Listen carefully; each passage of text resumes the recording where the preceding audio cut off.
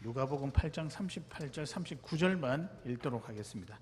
마가복음은 똑같은 내용이라서 여러분께서 참고하시면 되고요. 오늘 누가복음 8장 26절에서 39절까지 다 읽어야 되는데 38절 39절만 저와 여러분이 한 목소리로 읽도록 하겠습니다. 신약성경 105페이지입니다. 우리 찾으셨으면 같이 읽도록 하겠습니다. 시작. 귀신 나간 사람이 함께 있기를 구하였으나 예수께서 그를 보내시며 이르시되 집으로 돌아가 하나님이 내게 어떻게 큰 일을 행하셨는지를 말하라 하시니 그가 가서 예수께서 자기에게 어떻게 큰 일을 행하셨는지를 온 성내에 전파하니라. 아멘. 여러분, 거라사 광인에 대한 이야기죠. 군대라고 하는 귀신 들려서 또 이렇게 힘들게 살아가다가 오늘 자유케 되는 그런 한 성도의 모습입니다. 그러나 오늘 여러 가지 내용 중에서 특별히 38절, 39절을 중심으로 주님을 주님이라고 고백하는 성도라는 주제로 저와 여러분이 말씀을 나누고자 합니다. 주님을 주님이라고 고백하지 그러면 누구라고 고백하겠습니까? 라고 할 정도로 사실은 이 문구는 너무나도 당연한 문구죠. 그렇지만 우리 삶에 굉장히 필요한 문구입니다. 고백이라고 할 수 있겠죠. 사랑하는 성도 여러분, 살아가시면서 주님을 온전히 주님이라고 고백하며 정확하게 고백하며 살아가시는 귀한 여러분 되시기를 바랍니다. 근데 이 고백이 중요한 이유는 좀 전에도 말씀드렸지만 삶에서 결정적일 때 여러분의 방향을 잡을 수 있는 귀한 고백이기 때문입니다. 그래서 이 고백이요, 머리끝에서부터 발끝까지 그냥 우리를 적시듯이 그렇게 남아 있었으면 좋겠습니다. 그렇게 살아가시는 귀한 여러분 되시기를 바랍니다. 사실 오늘 본문은 좀 통쾌한 장면입니다. 제가 제 개인적으로 봤었을 때는 참 시원한 장면이다라는 생각이 드는데요. 귀신 들렸던 한 사람이 예수님 만나고 나서 정상적으로 회복이 된 아주 감동적인 스토리라고 할 수 있습니다. 저도 어릴 때 귀신 들린 분을 본 적이 있는데요. 그분을 놓고 교회 목사님이랑 또 장로님, 권사님들이 한데 모여서 같이 손을 얹고 기도했던 적이 있습니다. 근데 막 처음에는 막 이상한 소리도 내었다가 막 울기도 하고 막 웃기도 하고 그래서 좀 그 바라보면서 되게 무섭다라는 생각이 들었는데, 근데 한결같이 기도하시는 분들이 뭐라고 말씀하셨냐면 예수 그리스도의 이름으로 너를 자유케 하리라, 그 말을 선포하는 거예요. 그러면서 제가 어릴 적 들으면서 예수님의 이름에 뭔가 능력이 있나 보다, 정말 그런 것 같아요. 왜냐하면 이분이 그 기도를 마친 후에 이제 목사님과 만나서 매주마다 말씀 공부도 하고 예배도 온전히 드리면서 사람이 정상이 되어져 가는 것을 제가 보았습니다. 그러면서 확실하게 생각해서 조금 자라고 저도 믿음이 성장하고 나니까 예수님께 정말 능력이 있다라는 확신이 들게 되었습니다. 여러분 믿으십니까? 그 관점으로 보았을 때 오늘 말씀은 제법 통쾌하다라는 생각이 듭니다. 단순히 귀신 들린 사람의 이야기일까요, 이것이요? 그렇지 않습니다. 그걸 넘어서서 여전히 귀신 들린 것처럼 살아가는 어둠의 권세 속에 살아가고 있는 우리들에게 이렇게 살았으면 좋겠다라고 하는 답을 제시하는 귀한 말씀이라고 생각합니다. 우리들에게도 예수님의 능력이 지금 당장 필요합니다. 믿으십니까? 그럼 정말 이 능력이 있을 때 우리가 한 걸음 걸어 나갈 수 있는 것이지, 능력이 없으면 우리는 한 걸음이 뭡니까? 그냥 주저앉아서 가만히 있을 수밖에 없는 연약한 죄인입니다. 그러면은 이 능력이 능력으로 내게 다가와서 이 능력을 붙잡고 살아가기 위해서 우리가 가만히 있어야 될까요? 가만히 넋놓고 있어서 예수님 능력 가운데 있기를 원합니다. 예수님께서 우리를 불쌍히 여기셔서 그렇게 하실 수도 있겠지만, 하나님은 고백하고 구하는 자에게 그 능력을 허락해 주십니다. 그래서 우리가 해야 될 한 가지가 무엇이냐면 고백을 해야 돼요. 그럼 어떤 고백이냐? 주님은 나의 주님이시다라고 하는 이 간단한 고백을 해야 됩니다. 그래서 오늘 설교 제목도 주님을 주님이라고 고백하는 성도, 이것이 이 고백이 있을 때 주의 능력이 내게 있다는 것도 경험할 수 있고 느낄 수도 있고 활용할 수 있다는 겁니다. 사랑하는 성도 여러분, 주님은 여러분의 주님이십니다. 믿으십니까? 이 고백이 계속해서 넘쳐나기를 바랍니다. 그런 의미에서 이 고백을 하는 자를 무엇이라고 부르냐면 주님의 성도라고 부릅니다. 그러니까 여러분, 성도라고 제가 가끔씩 설교 주제를 들어서 이야기를 하다 보면 해야 될 게 참 많은 것 같아요. 이것도 해야 되고 이것도 해야 성도고 저것도 해야 되고 성도인데, 이런 거 다 제쳐두고 제일 먼저 해야 되는 것이 무엇이냐? 주님을 나의 주님이라고 고백하는 것이 필요하다는 것입니다.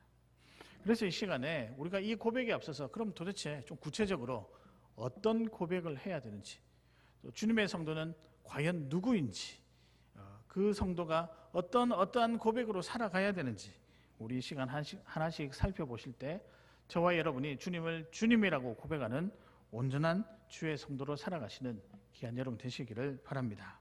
이렇게 질문 던집니다. 주님의 성도는 누구인가? 또 다르게 표현하면 어떤 사람이 과연 성도라고 할 수 있는가? 함께 살펴보고자 합니다. 첫 번째입니다. 간단하게 줄이면 요겁니다. 믿음입니다. 믿음. 어떤 사람이, 어떤 성도가 주의 성도라고 할 수 있는가? 믿음이죠, 믿음. 근데 조금 풀어서 설명하면 주님을 주님으로 믿는 사람이 성도라는 거죠. 그냥 주님을 단순하게 믿는 게 아니라 주님을 주님으로 믿는 성도가 참 성도다. 그럼 도대체 주님을 주님이라고 믿는 것은 어떤 의미가 있을까? 주의 능력이 내 삶에 필요해서 주님께서 내게 능력 주셔서 내가 그 능력 믿고 의지하며 살아간다라고 하는 고백. 좀 더 간단하게 좀 바꾸면요, 주님께 내 삶을 온전히 맡깁니다라고 하는 것, 그 믿음으로 살아가는 것이 주님을 주님으로 믿는 사람이다. 사랑하는 성도 여러분, 질문 하나 드릴게요. 지금 이 순간에 주님께 온전히 여러분의 삶을 맡길 수 있을까요? 정말 맡길 수 있을까요? 이 고백이 계속해서 되어야 한다는 거죠. 오늘 귀신 들린 사람이 등장합니다. 그 사람은 정상적인 사람이 아니죠. 오늘 읽지는 않았지만 앞절부터 말씀을 보시고 함께 살펴보고자 하는데요. 27절에 보면 그 사람은 옷을 입지 아니하고 집에 거하지도 아니하고 무덤 사이에 거하는 자다. 여러분 상상을 한번 해보실까요? 아무것도 입지 아니하고 무덤 사이에서 자고 먹고, 좀 스산하기도 하죠. 정상적인 사람도 아니고 사람답게 살지 못한 형편 속에서 하루하루 지내는 사람입니다. 불쌍하죠. 그런데 그 사람이 특이하게도 28절에 보면 예수를 보고 부르짖으며 그 앞에 엎드려 큰 소리로 불러 이르되 지극히 높으신 하나님의 아들 예수여. 정상적인 삶을 살아가지 못하는데 그럼에도 불구하고 예수님은 알아본다는 거죠. 참령이시며 세상의 주인 되신 그 예수님을 알아보는 것. 그래서 제가 학교 다닐 때 우리가 어떤 성령령 공부하고 목회 관해서 공부할 때 귀신 들린 사람에 대한 귀신 들린 사람을 어떻게 케어할 것인가 이런 주제로 토론을 한 적도 있고 또 배운 적이 있습니다. 근데 특징이 있어요. 귀신 들린 사람의 특징은 정상적이진 않아요. 그건 확실한 것 같아요. 그러나 정상적이진 않은데 예수님은 알아본다는 겁니다. 오늘 이 귀신 들린 사람을 예수님께서 자유케 하셨습니다. 무엇으로요? 그분의 능력을 해요. 그래서 29절에 보면 명령하시죠. 그 사람에게서 나오라. 이렇게 하실 수 있는 능력입니다. 근데 귀신 들린 사람의 입장에서 보았을 때는 이게 얼마나 반갑고 귀한 일이겠습니까? 근데 이 사람에게 예수님께서 귀신으로부터 해방되는 것뿐만 아니라 36절에 보면 구원받았는지를, 구원까지도 허락해 주셨다는 사실입니다. 잘 보십시오. 인생도 살리고 인생 너머에 있는 영원한 생명을 허락하신 것. 이것이 진짜 능력입니다. 능력의 주님이라고 이야기할 때는 삶의 여러 가지 문제도 있겠지만 삶의 근원적인 문제, 죄인으로서 죽을 수밖에 없는 그 문제를 해결해 주신 것. 그것을 우리가 능력의 주님, 그 해결해 주신 그 상황을 우리가 능력이라고 하지 않겠습니까? 근데 이 능력은요, 세상 사람들이 가질 수 없는 오직 예수 그리스도만 가지는 능력입니다. 믿으십니까? 물론 성경 말씀에 보면 그런 인물들도 있었죠. 과거에 선지자들도 있었고 제사장들도 있었고 왕들도 있었고 심지어 사도들도 능력을 행할 수는 있었습니다. 뿐만 아니라 하나님을 믿지 않는 사람도 능력을 행할 수 있습니다. 모세와 대적했던 바로의 신하들도 능력을 행했죠. 눈에 잠깐 보이는 기적 같은 일은 행할 수 있겠지만 그러나 그들이 한 가지 하지는 못했죠. 무엇이냐면 한 인생을 송두리째 바꿀 만한 힘은 사실은 없었습니다. 말씀해 보면 이제 우리가 도구로 사용되기는 했지만 근원적인 힘이 누구에서 나오느냐? 우리 주 예수 그리스도로부터 나온다는 거죠. 여러 상황 속에서 문제 해결은 할 수 있겠지만 근원적인 죄의 문제만큼은 예수님께서 가지신 능력 아니고는 해결할 수가 없었다는 거죠. 그래서 오늘 이 능력을, 이 어떤 예수님의 탁월하신 그 능력을 이 귀신 들렸던 사람이 보았던 것입니다. 그래서 뭐라고 했냐면 이분이면 내가 믿을만 하겠다. 이분이면 내가 전적으로 내 삶을 온전히 맡겨도 되겠다. 그런 생각이 들었던 겁니다. 그러면서 이렇게 표현하죠. 당신을 주님으로, 나의 주님으로 믿겠습니다라고 하는 고백을 합니다. 그 고백이 무엇이냐? 38절에 귀신 나간 사람이 함께 있기를 구하였으니, 이제 이분을 딱 보니까 이분이 자기의 인생을 맡길 만한 분이고 나의 구주라고 고백하려고 하니까 확신이 어떤 생각이 생기냐, 어떤 확신이 생겼냐면 그분을 따라가야 되겠다는 거죠. 38절은 저는 이 고백이라고 생각합니다. 당신을 나의 능력의 주님으로 믿습니다 라고 하는 고백입니다. 이 고백이 지금 이 시대를 살아가고 있는 우리들에게 필요하다라고 확신합니다. 여러분, 예수님께 내 삶을 온전히 맡길 수 있겠습니까? 물론 지금까지 맡겨왔죠. 흔들리기도 했지만 지금까지 잘 맡겨왔죠. 그러나 정말 그때마다 여러분 잘 보십시오. 무슨 일이 일어날 때마다 예수님께 먼저 나아가는 것보다 때로는 예수님이 후순위가 될 경우도 제법 있다는 거죠. 성도는 어떤 사람이어야 하냐면요, 주님을 주님으로 믿는 사람, 즉 완전하신 능력 대신 그 주님을 온전히 의지하는 사람, 더 나아가서 인생을 온전히 주님께 드리는 사람이어야 한다는 거죠. 그런 의미로 볼 때 저는 이 귀신 들렸다가 회복된 자가 주님과 함께 있기를 구하였으니, 그러면서 뭐라고 그 사이에 어떤 말이 오고 갔을까 상상을 해보니 분명히 이 말일 것 같아요. 주님을 나의 주님으로 믿습니다. 성도는 어떤 사람이냐? 결국 믿음이죠. 주님을 믿는 믿음이죠. 우리는 살아가면서 삶의 곳곳에 일어나는 여러 문제들을 그냥 소홀히 하기도 하고, 그런가 보다, 우연인가 보다 이렇게 생각하고 또 판단할 때가 있습니다만, 작은 문제들 하나하나마다 주님의 은혜 가운데 있고 주님의 능력 가운데 있습니다. 제가 갔던 선교 여행이 기억이 나는데요. 이제 공항에서 출발하려고 수속을 다 밟았습니다. 그런데 탑승구에 서서 다시 검사를 하잖아요. 타려고 하니까 여권이 없어진 거예요. 이번에 저희 단기팀 이제 우리 청장년들 같이 단기 봉사 가시는데 제가 그냥 구호를 하나 만들었습니다. 앉으나 서나 여권, 자나 깨나 여권. 왜냐하면 여권이 되게 중요하거든요. 난리가 났었습니다. 우리 같이 한 대여섯 명이 갔었는데요. 난리가 났죠. 가방을 막 다시 뒤지기도 하고 쓰레기통도 찾고 혹시나 떨어뜨리는 거 뒤로 와서 가보니까 찾지를 못하겠는 거예요. 막 부산하게 앉아 있는데 저희를 인솔하셨던 목사님이 다 그러시는 거예요. 다 멈추라는 거예요. 사람이 멈춰주면 마음은 급한데 비행기 타야 되는데 다 멈추라는 거예요. 멈추고 나서 이렇게 이야기하시는 거예요. 여권 찾는 일이 우리의 일이냐 아니면 하나님의 일이냐 뜬금없이 그걸 물으시더라고요. 마음은 급해 죽겠는데 그게 뭐 판단이 됩니까? 그래서 얼렁뚱땅 하나님의 일이죠. 근데 아니라는 거예요. 진지하게 한번 다시 물어보시는 거예요. 여권 찾는 일이 우리의 일이냐 하나님의 일이냐. 그러면서 흩어져서 하나님께 기도하라는 거예요. 여권 찾을 수 있도록 기도하라는 거예요. 바빠 죽겠는데 무슨 기도입니까? 라고 생각하면서 제가 의심 많게 가서 투덜거면 그래도 기도를 했어요. 하나님 여권 찾게 해주세요. 그리고 난 다음에 다 모이라고 하는 거예요. 다시 한 번 더 하나씩 찾아보자 라고 말씀을 하셨습니다. 근데 저쪽에서 누가 직원 한 사람이 막 뛰어오는 거예요. 그러면서 뭐라고 하냐면 누구누구 씨가 혹시 이 팀에 있냐고. 자기가 살짝 지나가면서 팀이 가는 걸 봤는데 그 여권이 그리고 다른 일을 보다가 와서 보니까 그 여권이 떨어져 있는데 아무래도 우리 팀인 것 같아서 저쪽에서 뛰어오셨더라고요. 우리가 막 박수 치면서 너무 좋아했었거든요. 누가 해결해 주신 걸까요? 답하시기 어려우시죠? 그 직원일까요? 여러분, 누가 해결해 주셨을까요? 제가 오늘 여러분에게 얻고자 하는 답변은요, 이건 주님이 해결해 주신 것입니다. 삶의 소소한 문제도 결국에는 주님이 해결해 주셔야 되거든요.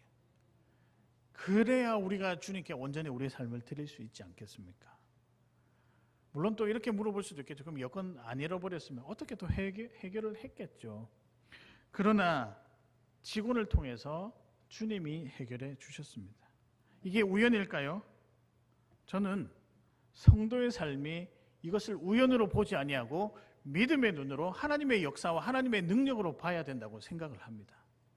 물론 그렇게 우리가 원하는 결과 얻지 못한다 하더라도 하나님은 그 일을 진행을 하시죠. 하루 24시간 중에 하나님의 시간과 나의 시간은 구별이 사실은 없습니다. 우리가 하나님의 시간 안에 들어가서 살고 있는 거죠. 그러려면 이미 우리의 시간도 그렇게 되어 있으면 우리가 해야 되는 것은 무엇이냐면 그분께 우리의 삶을 온전히 맡기는 것입니다. 그래서 여러분, 어떤 사람이 주의 성도인가? 믿음입니다. 믿음. 주님을 주님이라고 고백하는 믿음으로 살아가는 성도라는 거죠. 여러분, 혹시 물건이 잃어버리시거나 뭔가 위급한 상황 가운데 도움을 청하는 전화나 뭐 이런 것도 필요하겠죠. 그러나 짧게라도 주님께 모든 것이 달려있다라고 고백하며 살아가셨으면 좋겠습니다. 이것이 주님의 성도입니다. 믿으십니까? 주님을 온전히 주님이라고 고백하며 살아나가시는 귀한 성도님들 되시기를 주님의 이름으로 축복합니다. 두 번째입니다. 어떤 사람이 주님의 성도인가? 신뢰입니다. 신뢰. 근데 오늘 제가 자막에는 아마 나올 텐데요. 멀리 있는 주님, 아니 가까이 있는 주님. 이걸 좀 풀어서 설명하면 신뢰하기 때문에 가까이 계시길 바랍니다. 이렇게 전달하고 싶었습니다. 사랑하는 성도 여러분, 주님을 가까이 하시길 바랍니다. 이 말은 곧 주님을 신뢰한다라는 의미죠. 그래서 여러분에게 결론적으로 말씀드리면 주님을 신뢰하시는 성도가 되시기를 바랍니다.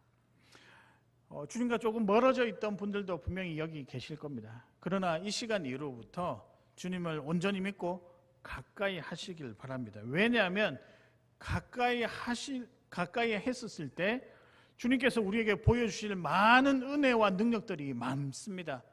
이 많은 것들을 누리시고 이 많은 누림이 여러분에게 행복으로 분명히 다가올 것입니다. 그런 삶을 살아가셨으면 좋겠습니다.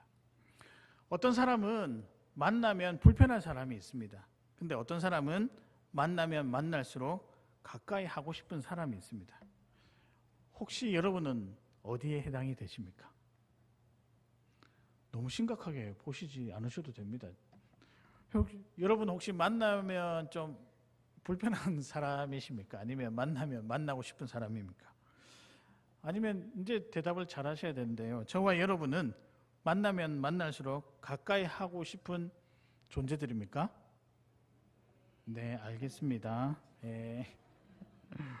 근데 이렇게 서로 가까이 하려면 뭐가 필요하냐면 신뢰가 필요하죠.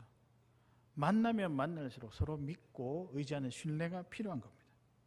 근데 오늘 신뢰가 와르르 무너졌지만 다시 신뢰를 회복하는 두 장면이 연이어서 등장을 하는데요. 첫 번째는 어떤 장면이냐면 사실 다소 충격적인 장면입니다. 가지고 계신 성경 37절 한번 읽어보겠습니다. 제가 읽겠습니다. 예수께 떠나가기를 구하더라. 누가 지금 그렇게 이야기를 할까요?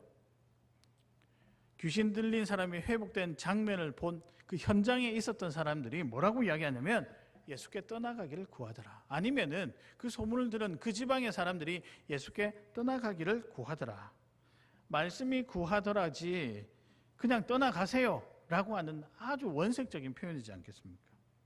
근데 이해가 가지 않아요. 왜냐하면 분명히 눈앞에서 기적을 봤거든요. 귀신 들렸던 사람이 회복되는 기적을 봤거든요. 그런데도 떠나라고 하니 다소 좀 이상하기도 합니다. 저 같으면은 아마 예수님을 제가 현장에서 봤었으면 모셔와서 우리 교회 아프신 분들, 뭐 육체가 아프신 분들 다 힘드시면 다 모이세요. 한 분씩 손 얹고 안수기도 해주면서 낫게 하는 기적을 좀 베풀었으면 좋겠는데 그런 마음과는 달리 이 사람들은 예수님을 뭐 하라고 합니까? 떠나가세요. 근데 왜 떠나가라고 했을까요? 못 믿으니까요. 신뢰하지 못하니까요. 내 생각이 너무나도 꽉 차다 보니 내 관점으로 볼 때 저건 우연이다, 이렇게 보는 거예요. 능력이 아니고 우연이다. 그러니까 신뢰를 하지 못하는 겁니다. 근데 신뢰하지 못하는 이유가 단지 이것만 있을까? 말씀을 살펴보니까 또 다른 이유가 있더라고요. 35절에 나와 있습니다. 그리고 37절에도 나와 있는데 제가 읽어보겠습니다. 두려워하거늘이라고 하는 표현이 등장하죠. 그리고 37절에 모든 백성이 크게 두려워하여. 아니, 뭐가 무섭다는 거죠? 무섭다는 거잖아요. 물론 이제 성경에 나오는 두려워하다라는 표현은 경외합니다, 존경합니다, 정말 찬양합니다라는 표현이 있지만, 오늘 이 구절은요, 여기서 나오는 이 구절은 원어를 찾아보니까 공포심이라고 돼요. 정말 무섭다는 거죠.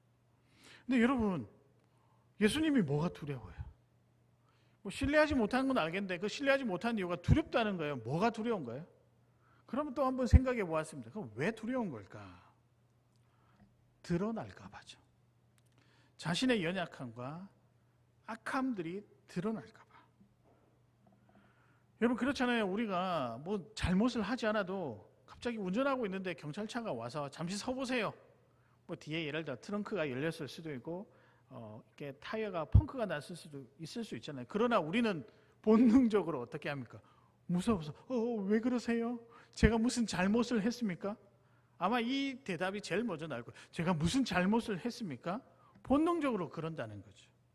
마찬가지입니다. 예수님이 딱 나타났는데 이 사람은 본능적으로 무서워하는 거예요. 두려워하는 거예요. 드러날까 봐.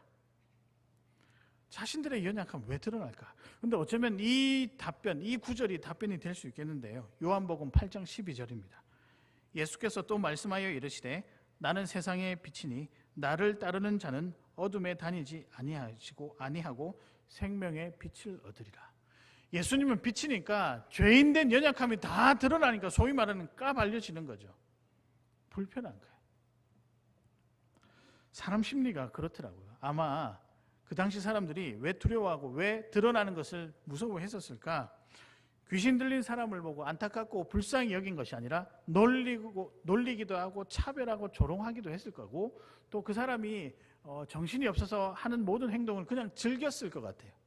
사람을 사람으로 본 것이 아니라 사람을 아예 사람 자체로 보지 않은 것이죠.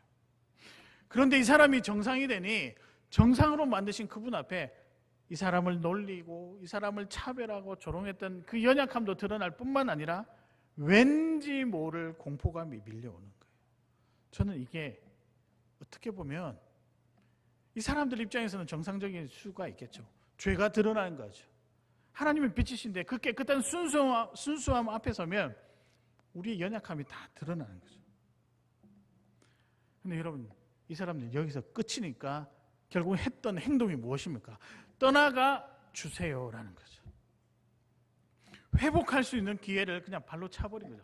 떠나가 주세요. 신뢰하지 못하고 두려워하고 그 연약함이 드러날까 봐 두려워하니까 불편한 거예요. 정직하게 사는 것이 불편해 보이는 거예요. 그러니까 뭐라고 합니까? 떠나가세요. 혹시 이것이 우리의 모습이 아닐까요? 하나님께서 주신 능력과 하나님께서 주신 인도 앞에 우리도 혹시는 떠나가세요라고 하지 않을까요? 왜냐하면 우리는 숨겨둔 의도가 있거든요. 내 마음대로 살고 싶은 의도를 숨겨놓았거든요. 그러나 그 의도까지도 드러날 것이라고 생각하니 두려운 거예요. 떠나가세요. 신뢰하지 못하는 사람의 모습. 그러니까 이 결과가 어떻게 됐을까요? 떠나갔습니다. 예수님께서 떠나가시죠. 결과가 어떻게 됐을까요? 단순하게 떠나가는 것이 아니라 이 사람은 구원에서 점점 멀어진다는 거죠. 행복에서 멀어진다는 거죠. 기쁨에서 멀어진다는 거죠. 근데 반대인 사람도 한 사람 있었습니다. 38절에 함께 있기를 구하였으나, 물론 나중에는 다른 일을 하라고 사명을 맡기시죠. 귀신 들렸던 사람은 알았던 거예요. 내 인생을 송두리째 바꾼 그 주님을 신뢰하니 그 주님을 따르지 않고는 어쩔 수가 없고, 그 주님을 따를 수밖에 없구나. 짧은 순간이지만 예수 그리스도에 대한 신뢰가 생긴 것입니다. 그 누구도 자신의 문제를 해결해 줄 수 없었죠. 무당한테 가서 점을 치는 거예요. 좀 귀신 들린 거 이거 좀 해결하게 해달라고. 병원에도 가봤습니다. 소용이 없었습니다. 그러나 그 주님은 우리를 불쌍히 여기시고 내게 오셔서 귀신아 떠나가라 한마디로 해방시켜 주셨습니다. 그러면 믿을 만한 분 아닐까요? 여러분 그렇지 않습니까? 이미 여러분들도 경험하셨잖아요. 삶의 여러 가지 문제 속에서 기도를 통해 또 시간이 지나도 나의 믿음을 통해 해결된 문제들이 분명히 있었을 것입니다. 그러면은 당연한 반응이 뭐냐? 내가 주님 따라가기를 구해야 되잖아요. 그러나 이 세상 사람들처럼 떠나가기를 구하느냐? 이건 아니지 않습니까? 성도는 그러면 어떤 사람이냐? 그 능력 안에 그 주님을 온전히 믿고 그 인생, 여러분의 인생을 주님께 올려드리는 그 사람이 성도라고 합니다. 주님을 신뢰하면요 가까이 하고 싶습니다. 근데 우리는 가까이 하면 뭔가 일을 또 해야 된다라고 부담을 가지거든요. 그게 아닙니다. 주님을 가까이 하면 가까이 하는 만큼 힘든 것보다 더 큰 기쁨을 분명히 누릴 수 있습니다. 왜냐하면 주님과 관계가 깊어지면 깊어질수록 우리 안에 크게 등장하는 단어가 있는데 그게 자유입니다. 자유. 이 자유 한번 누려봐야 되지 않겠습니까? 가끔 이런 분들도 있죠. 나는 잘 살고 있다. 아무런 문제가 없다. 믿음 생활을 하면서도 그렇게 말씀하시는 분들이 있는데요. 저는 이 말이 불안해서 나오는 말이라고 생각을 합니다. 아니 우리가 어떻게 잘 살 수 있겠습니까? 여러분 아무리 잘 살고 노력해도 실패할 수도 있고 낙담할 수 있는 게 우리의 인생이지 않겠습니까? 그렇다라고 한다면 우리는 우리가 잘 사는 게 아니라 주님의 은혜 아래 주님과 가까이 할 때 비로소 잘 살 수 있다는 이 사실을 반드시 기억해야 됩니다. 그러기 위해서 우리가 해야 되는 게 있죠. 주님과 가까이 지내시기 위해서는 예배도 열심히 드려야 되고 말씀도 열심히 읽어야 되고 기도도 열심히 해야 되죠. 이거는 뭐 여러분의 분량에 따라서 알아서 잘 하실 테니까 맡기고 싶고요. 저는 이번 주에 꼭 실천해야 될 상황 한 가지만 말씀드리고 싶습니다. 그것이 무엇이냐면 생각입니다. 생각. 끊임없이 이렇게 생각했으면 좋겠습니다. 주님이라면 이 질문을 끊임없이 던지는 거죠. 생각을 가까이 하면 몸이 거기 가게 돼 있거든요. 마음을 바꾸면 우리가 헌신할 수 있는 거예요. 그래서 저와 여러분이 우리 주님을 신뢰하기 위해서는 한 가지 해야 될 일이 있는데 그것이 무엇이냐? 주님이라면 때로는 우리가 믿음 생활하면서 나의 연약함이 드러날 수 있습니다. 그러나 불편히 여기지 마시고 우리 주님께서 우리 안에 들어와서 인격적인 만남을 딱 가지시면 불편해요. 왜냐하면 다 드러나니까요. 그러나 거기서부터 영원한 생명이 시작되고 자유가 시작된다는 것을 기억하시고 주님과 신뢰하며 가까이 지내시는 주님의 성도가 되시기를 주님의 이름으로 축복합니다. 아멘. 마지막입니다. 마지막은 어떤 사람이 주님의 성도일까? 마지막은요, 주님 주시는 일을 감당하는 자입니다. 즉, 한 단어로 요약하면 사명이죠, 사명. 주님 주시는 일을 귀한 나의 일로 여기고 감당하는 자입니다. 제가 이렇게 보니까요, 하나님께서 은혜 주시는 자에게는 은혜만 주시는 게 아니고 은혜에 맞게 걸맞는 일을 주시더라고요. 은혜 받으시고 혹시나 어떤 부담되는 일들이 떠오르신다면 그 일을 감당하시는 게 맞습니다. 그것이 주님의 성도의 모습입니다. 사랑하는 성도 여러분, 사명자로 살아가시기를 진심으로 축복합니다. 근데 사명자라고 하니 뭔가 좀 거창해 보이기도 하죠. 그래서 대단한 것, 특별한 것이라고 생각하실 수도 있겠지만 저는 오늘 딱 이 단어가 여러분 마음속에 새겼으면 좋겠습니다. 일상이라고 하는 단어입니다. 여러분이 소소하게 살아가는 일상을 살아내는 것도 굉장히 중요한 믿음의 일입니다. 믿으십니까?